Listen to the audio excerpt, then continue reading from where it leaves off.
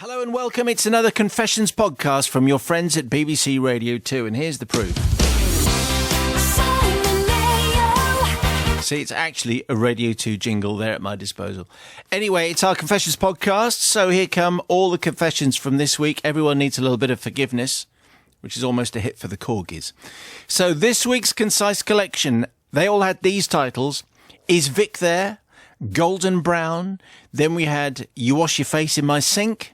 And our final one from Thursday was Teenage Dirtbag. Here are this week's big confessions.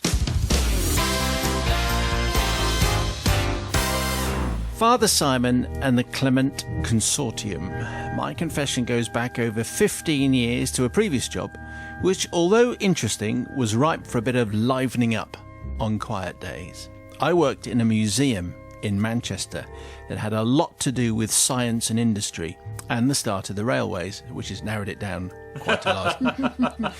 One of the galleries had a recreation of the world's first passenger railways first-class booking hall, which was located in the original room itself. On entering said room, you broke a light beam in the doorway which triggered a CD player which played sound effects to give it an air of atmosphere. It was very, very effective and very popular. And these included the sound of the horn announcing that the train was ready to depart, the noise of the locomotive chuffing, and the animated chatter and footsteps of the passengers. These passengers were represented by several mannequins of various ages and sexes in period costume, and on a dull day, they were also fair game. Switching the head of the man on the counter with the head of the young girl gave you a 4-foot-high, green-caped and bonneted version of Arsenal and England goalie David Seaman, complete with big trademark moustache, which was a show-stopping look for anyone in 1996, let alone 1815. Anyway, I digress. This particular day, one of my colleagues, let's call him Jeff, brought in the CD that accompanies the book to the very popular TV show Shooting Stars. The book contained questions so you could play your own version of the show at home with your mates whilst enjoying a small sweet sherry or two. The aforementioned disc contained the extremely entertaining Pub Sing Around brought to life by Vic Reeves. Before our day officially started, we played some of the CD in the brew room and laughed at the totally brilliant awfulness of it. Then we were off to give the galleries a clean, and after opening for the day, assist the visitors. We foresaw a quiet day ahead, so after a couple of hours patrolling the galleries and trying to stay awake, myself and another colleague, Marvin, decided to liven things up a bit. As much for ourselves as the visitors. A few minutes later, after a bit of jiggery-pokery, we were hiding behind a door in the aforementioned first-class booking hall, peering through the gap. Soon a small group of Japanese visitors came in through the doorway, and instead of the clip-clop of hooves and the blast of a long-lost horn, they were greeted with something like this.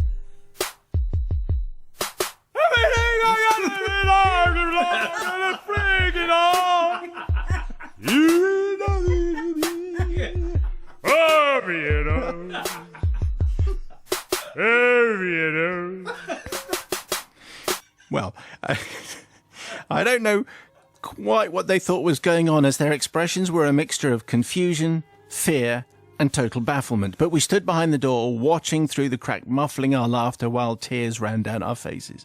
They stood looking at the mannequins, heads on properly.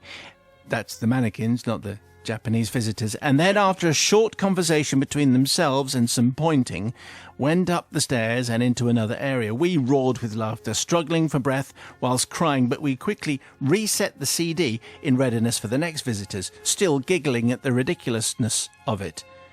Then we heard voices, and we jumped back behind the door, and then... Ain't really too many hair.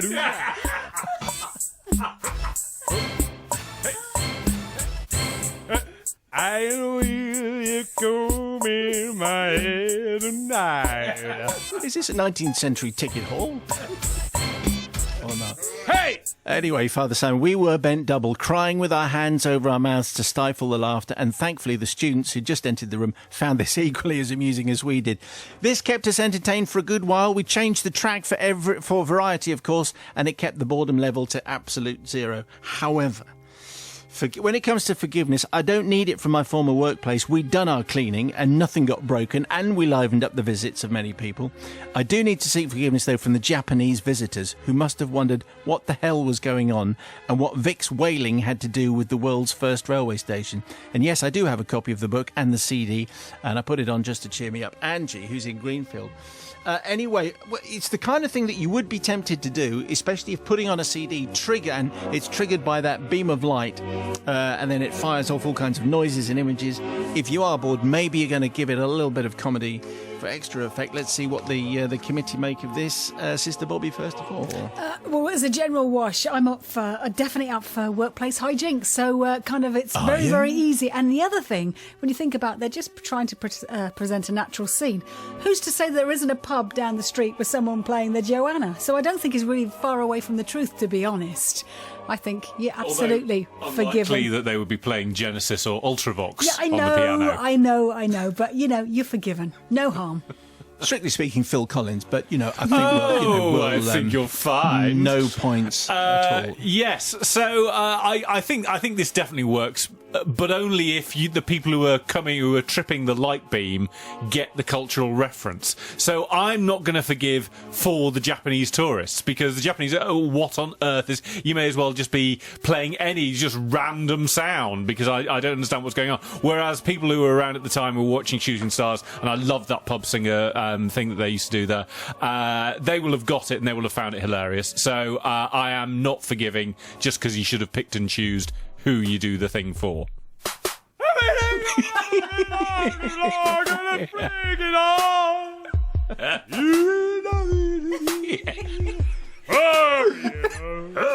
Okay, all right, that's very good.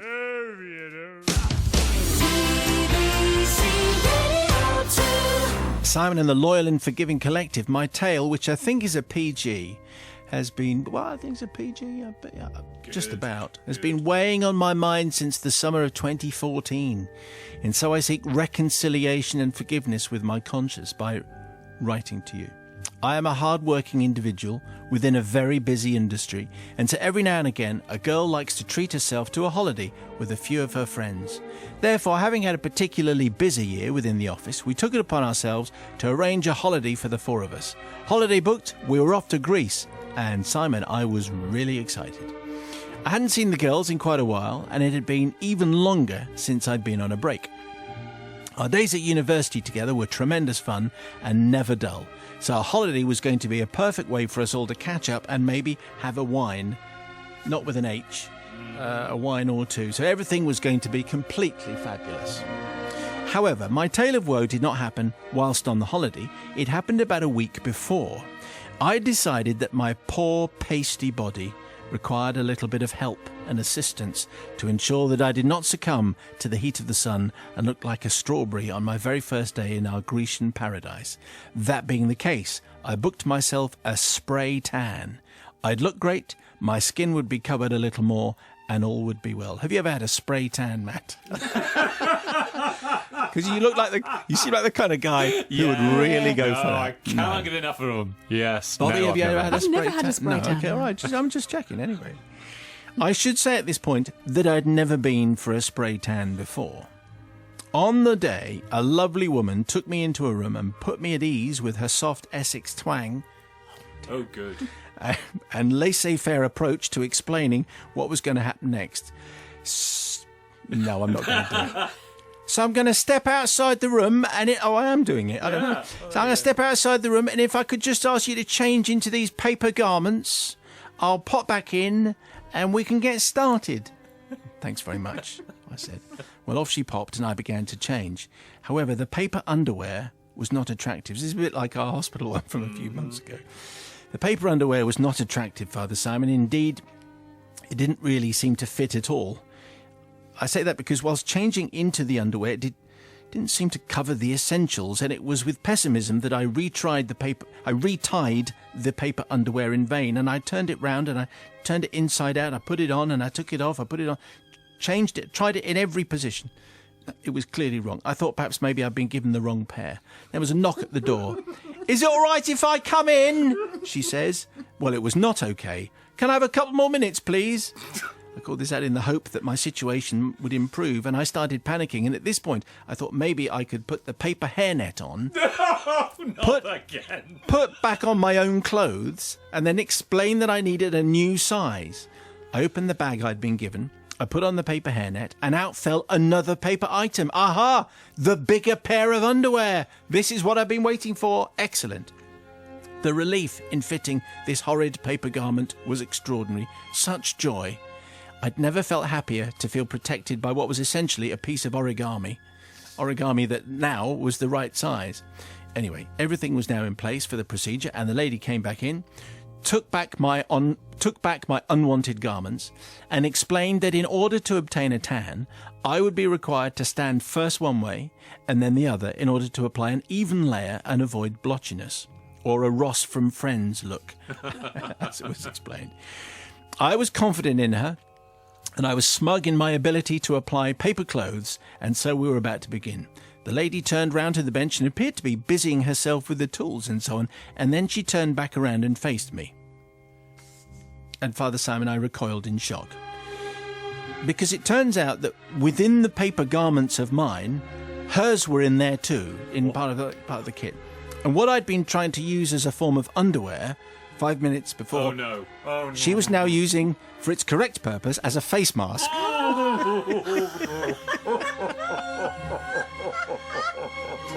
When she turned to face me, my heart lurched as to the realisation on my part what I'd just been doing.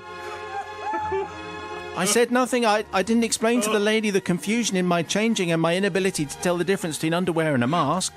Instead, I let her continue to make a very good job of making me look fabulous, whilst all the while wearing the face mask that moments before, just moments before, had been my ill-fitting underwear.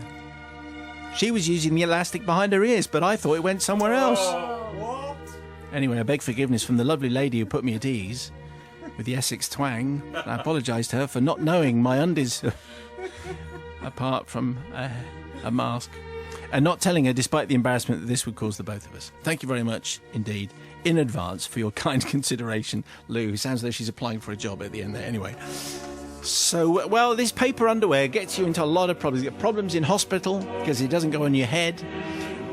But going for a spray tan, none of us had a spray tan. So clearly all the garments that you and the operator needed in the same bag, there you go, you put that on, then I'll wear that and that'll be fine. You don't put a mask on your nether regions. It's not an undergarment that you would imagine would fit. It's like a Plantagenet codpiece, yeah? But Essex style. Is that the It's right like word? a what? Did you say the word Plantagenet? I did, yeah. Never used before There in you this go. feature. How would I know a Plantagenet codpiece when I Well, I come was across thinking one? Shakespearean, but actually I was being more specific then, because I remember first seeing those on watching a period drama I with guess it Henry would- VIII, you see. Yes. Anyway, moving on. Yes, That was anyway. my idea of how that face mask It would look. could well have looked a bit like that. Yes. Anyway, shall we come back to it? Yeah. Okay. Sister Bobby is. I think Sister Bobby is having a moment. Clearly. Brother Matthew. I think this must happen all the time, because obviously when one's getting naked in one of these things, it's obviously a very high pressure situation, and you're thinking, right, I need to, and whatever's in the bag, you're going to try and put on. Obviously, it's a massive design flaw and the assistance stuff is in the same bag. What's that doing in the bag? Shouldn't be in the bag. Should be just two things in the bag. Yeah, and the hairnet as well. So that they should be in the bag. Why is everyone else's stuff in the bag? So I say definitely forgiven, because, you know... It's not Lou's fault, really. What are they doing putting the technicians' stuff in the bag? Bobby, are you ready to go yet? Yes, I am. The thing is considering where it was and where it was going to go, you really, really should have said you might want a new one of those. You might definitely Nothing's want going a to new happen one in a of couple of those. seconds, though, Well, is you it just really? it takes a couple of seconds. I think actually, though, I can forgive you for just making me laugh so much, Lou. So the loyal and forgiving I am today. Tonight's confession comes from John in Madrid. Thank you, John in Madrid. John is in inverted commas, obviously. Father Simon, I'm writing to beg forgiveness for an event that took place in 1980 when I was a first-year student at the beautiful University of Durham. Is there a finer establishment? It was during the usual first-term whirlwind of meeting countless new people that I met Liz and we started, as my mother would say, courting, or as my grandmother would say, walking out. A fine phrase. Now, Liz was infamous at the college for two things. Firstly, she possessed an extremely fiery temper and short fuse. Secondly, she was probably the only person in the whole university who owned a pair of contact lenses. These days, that doesn't sound like much of a boast, but back then, these things were custom made, about the size of a 10-pence piece, carefully kept in special containers with cleansers, cleaners, disinfectants, all that kind of thing. They were expensive. Most of all, they were very, very expensive. The cleaning supplies alone were £10 a month out of a monthly termly grant of £300. Wow. So this is expensive, but they were her pride and joy. Now, we should explain to younger listeners that a grant is where the government just gave you all the money you needed to go to university. Yeah. Anyway, after courting for a while, and after a few taxpayer-funded drinks in the college bar one night, I suggested to Liz that it might be more convenient if she kept at my place occasionally. But just as we were about to head off for the first time, she realised that she was wearing her beloved contact lenses and she didn't have on her the special containers, the special liquids, the special fluids and so on needed to preserve them overnight. I confidently assured Liz that I could find a suitable alternative to preserve her lenses for just one night, and that if she wasn't happy with my solution, as it were, I promised I would walk her back home. What a gentleman I clearly am. However, as we entered my room, both of us giggling a little, I can't remember why, I still had no idea what to do with the lenses. My eyes darted around the room, and then I saw the wash basin and saw my opportunity. I immediately removed all my man clutter, razor, shaving foam, brute, that kind of thing. I cleaned the basin thoroughly, filled it partly with the finest, purest Durham tap water, and said, "Will that do?" Liz smiled, and the lenses were carefully placed into the water for their temporary overnight storage. Anyway, morning came, and we woke late, and we were tired. Realising the time and seeing she was at risk of missing the first maths lecture of the day, Liz left as quickly as possible, with her parting words, "I'll be back for the lenses at lunchtime." I, being a lazy arts undergrad, dozed for a few more hours before getting up and turning on the tap in an attempt to freshen up. I know you're all ahead of me. A few head splashes later, and a few utterances, my, what a handsome chap you are. The cold water had done its trick. I was alert, ready to face the rest of the day. I felt great. Noticing the water was about to overflow the basin, I casually pulled the plug and thought about the day ahead. As the water gurgled and drained away, I suddenly, like a kick in the guts, realised what I'd done. Oh yes, the contact lenses. Desperately, I rammed the plug back in and carefully did a fingertip search of the remaining water to find the lenses. Nothing. After some more fruitless searching, I realised that they were gone, and panic gripped me. I had two choices. Be honest, admit the truth to Liz and face the consequences, as you know she had a bad temper, or lie. Well, what do you think she did? Bobby Pryor. I think he probably lied. Matt, what do you think he did? Yeah. Of course he lied. Everyone lies in this world. Of course. Like a man possessed, I carefully refilled the wash basin to the precise level of the previous night. Next, I made the bed, wiped down every exposed surface I could find and generally tidied up, all to give the impression that I had left for my 9 o'clock lecture on 19th century German literature, and the cleaners had been in. Yes, the cleaners. This was a very posh halls of residence. What happened when Liz arrived back at the room at lunchtime was like a nightmare. All hell broke loose as the lenses couldn't be found. You know that face of the scream? That's her. You know when Gollum loses his precious? That's her. Various questions were screamed at me, all of which required quick thinking and varying degrees of lying. No, I hadn't seen them this morning. I left for my 9 o'clock lecture on 19th century German literature just after you. No, I hadn't touched the basin at all. I was in a rush for lectures. No, I didn't. Don't think you're losing your mind, but you did have a few drinks last night. Then Liz hit me with an explanation that I simply hadn't anticipated. Well, in that case, the cleaners must have stolen them. Looking round the immaculately tidied room, a partially filled basin containing no contact lenses, I immediately saw that she had a point. Now I had a different dilemma. Do I come clean or do I let the cleaners take the fall? Bobby, what did she do? He let the cleaners take the fall. Matt, what did he do? Yeah. I wavered for a few seconds. Well, I'm pretty sure the cleaners wouldn't do that. They're all very honest. But faced with Liz in full fury, I cracked. But on the other hand, they're very valuable. Maybe there's a black market for them. Thankfully, afternoon lectures were about to begin and we had to go our separate ways. Liz, always the diligent student, left with a menacing, "We'll talk about this later." I was a little bit butch, but anyway, that's kind of the gist of what she was saying. That evening, I spent hours persuading Liz not to file a complaint, an official complaint against the cleaners. And in the end, Liz reluctantly came round to my way of thinking. She had to grovel to Daddy to buy her a replacement pair, which this time he wisely insured as an indulgence to his daughter, and slowly life returned to normal. It was going without saying that the mystery remained a topic of conversation and anger for days and weeks afterwards. Liz, however, remained convinced that they had been stolen. Our relationship survived thanks to my deception. We are now both in our mid-50s, happily married, but of course not to each other. Liz lives in Australia, which is why I feel safe to be in Spain. The geographical distance makes conditions ripe for an apology and request for forgiveness. I apologise to Liz for losing her lenses. Yes, it was me after all, but mainly I apologise to the cleaners. If you were at the University of Durham in the early 80s at any college, you know that the cleaners were the friendliest, most understanding, hard-working people you will ever meet. They did their job for lazy, spoiled undergrads like me, without complaint, presumably for a pittance. In my defence, I was simply a teenager following my instincts, trying to avoid being dumped by a girl I really liked at the time. Anyway, John in Madrid, and it's okay because Liz is in Australia. Otherwise, he's for the high jump because I think Liz probably would still want to come back and have his guts for garters, Sister Bobby. John, you took her off-piste.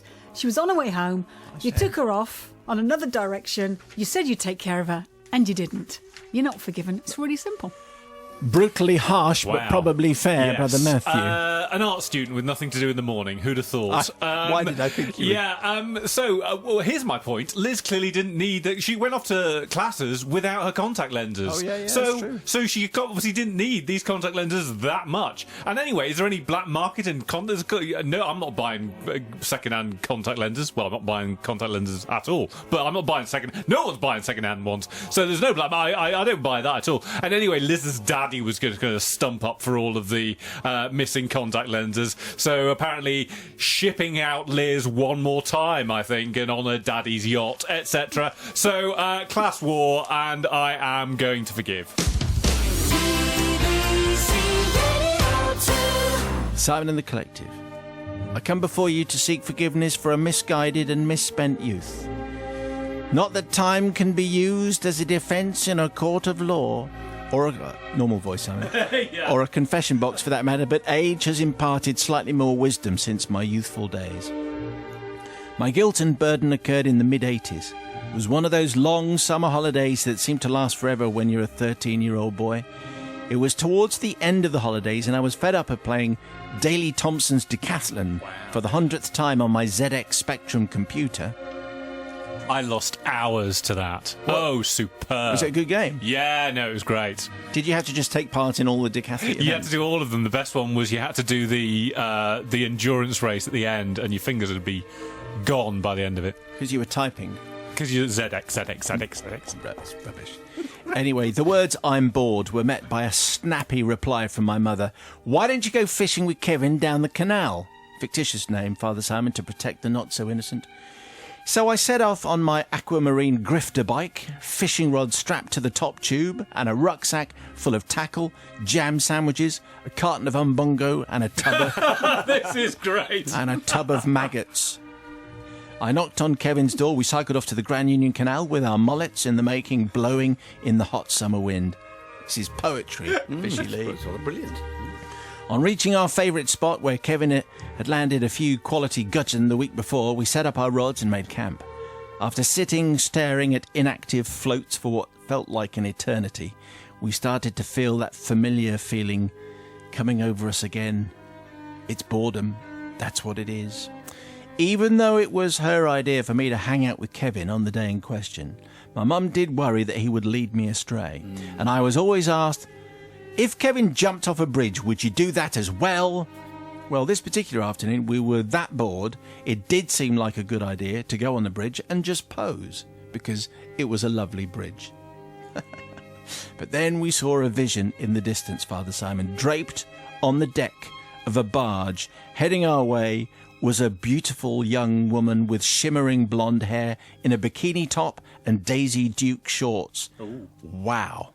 As confused pubescent boys, we felt we needed to make an impression to leave this angel wanting more. Kevin's chosen method to woo this beauty was by doing skids on his chrome burner along the towpath, because that always works. No, it does. Yeah, definitely. But as the boat got closer, it became obvious this wasn't working, surprisingly. So Kevin upped it a little by doing his famous one-handed bunny hops on his 4-inch trick nuts. There's the thing. Yeah, quite. However, amazingly, this still failed, and he looked straight at me on the bridge with a look that said, "Save our honour," because he was all out of tricks. Well, panicking as the longboat started to go under the bridge, I rummaged around in my rucksack for my secret weapon, my Woolworths Ray-Bans, the ones like Tom Cruise wore in Top Gun. I'd tried them out on Teresa Flowers in Miss Randall's class in Year 2, and she loved them, but as it turned out, she loved them more than she loved me. Oh. But apart from that, what girl could resist? However, in my blind panic, I knocked a tub out of my rucksack. I just managed to save the container falling onto the boat below. But unfortunately, the 2 pints of maggots housed in the said tub emptied in slow motion onto the angelic woman below like the devil's confetti. How about that? Daisy Duke copped a load of maggots. Father Simon, I can still hear the screams as the maggoty shower hit her. There were everywhere. There must have been at least 5,000 of the creepy, slimy beasts. I'm afraid at 13, apologies were second choice to getting on your bike and cycling down the road like a jousting knight with your fishing rod under your arm and a look of blind panic on your face. Father Simon and the Holy Congregation, I need forgiveness for the sheer terror I put that dreamlike girl through, and whose day and possibly holiday I completely ruined with 2 pints of maggots. I do ruin most people's day, I think. I also seek forgiveness for Kevin, who genuinely thought he had a chance with this vision, and I blew it with the maggots. Naturally, I disagree with him, but I still cherish the thought that maybe, just maybe, she might have come back to watch Back to the Future with me pre-maggots, but probably not. Yours repentantly, Fishy Lee. Well, it was one of those days. The summer holiday was going fabulously. Then this vision turns up. 2 pints of maggots and a packet of crisps. What do you say, Sister Bobby? Well, Fishy Lee, you said you were misguided and misspent youth. Things about being misguided is that's it. Is you went through all that effort of showing off, and all it would have taken was afternoon. And she probably would have just spoken to you back. No, she wouldn't have done. Yes, she would have done. It's amazing. It's the simplest things. It's straightforward. Just straight talking. And that's what you need. So really, I think, well, you got your comeuppance. So you're kind of hard. It was an accident. She it was wouldn't a have looked twice at genuine... Fishy Lee. She sounds as though she was like extremely sophisticated. To me. She was, obviously, she was sophisticated. Definitely, that's why they liked the look of that. But it's a difficult one because it was a genuine mistake, and you didn't do it on purpose. But you should have apologised. So actually, no, I've changed my mind. You're not forgiven. You didn't apologise. You rode off into the night. What do you say, novice? There? Well, I think he should have offered us some of his umbongo.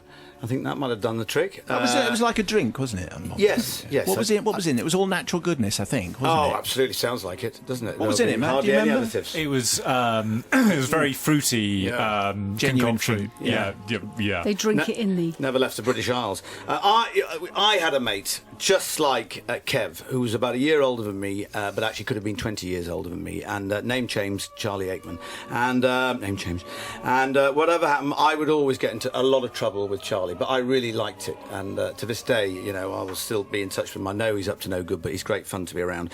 And that just sounded like one of the japes that we would have been on. Unfortunately, he didn't quite get it right. In fact, Bobby, when they described, you've got your Americana top on today, blonde, coming into this, I suddenly thought, that's a Prior. Yeah, but they also talked about Daisy Duke shorts and a bikini top. That's not me. No, I don't. Not today, anyway. We don't do that kind of thing here, With different days. So, therefore, absolutely, Fishy Lee and Trick Nuts Kevin, I'm going to forgive you both. Brother Matthew. Which of us can honestly say we've never tried one-handed bunny hops in order to try to attract a lady from the the opposite sex. All of us have done it, and although I do wonder what the best case scenario here was going to be, was she going to suddenly leap off the barge and go off into the night with your Kevin and your Fishy Lee? I'm not so convinced. So I'm going to say forgiven, because we'd all have done the same, apart from the maggots, which is the only thing we're forgiving. So I'm not going to forgive. I'm not going to forgive because of that. Say sorry. Well, they were this week's Tales. Did you forgive anyone? I suspect you probably forgave everyone because you're in a good mood. Anyway, if it has provoked one of your own dark, shadowy secrets from somewhere in the depths of your soul, send it on an email, please, confessions@bbc.co.uk, or you can go via the website if you've got more patience. More confessions in a week, and don't forget you can listen to all our shows from the last 30 days on the iPlayer, including Robert Harris. Loads of book stuff going on today because it's that time of year. Robert Harris with us on Monday for the Radio 2 Book Club, talking about Conclave, his papal election thriller. Not many of them, but Robert has set a new standard there.